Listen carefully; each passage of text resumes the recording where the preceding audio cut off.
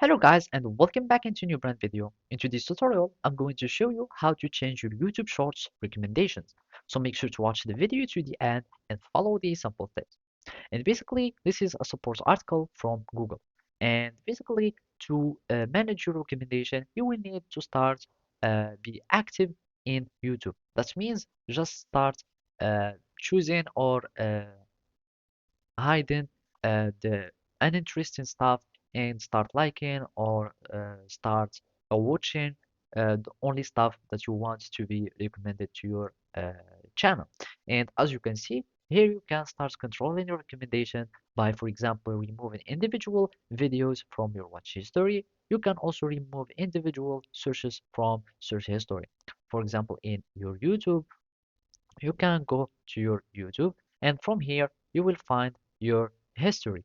And basically here you will be able to start removing your history or watch history and also the searching history, or you can even disabling it totally by turning off your history, and you will start having random. So it's better to turn on the history for your YouTube and start only liking the stuff that you would like. And whenever you don't like anything, you will need to go to the video that you're not interested in, click on this 3 points icon, and then you will find not interested.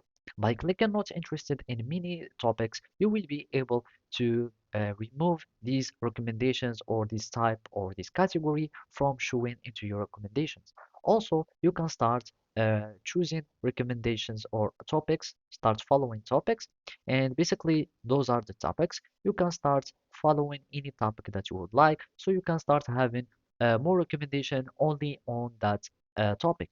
Also, you will be able to remove whole channels by clicking on don't recommend the channel by clicking on the same way as we did for not interested. So you will find the not interested choice and you will have the not recommended channel, and by that you will be able to start uh, having a way more controlled recommendations for your YouTube shorts or YouTube video. So basically that's it. Thank you for watching and see you next time.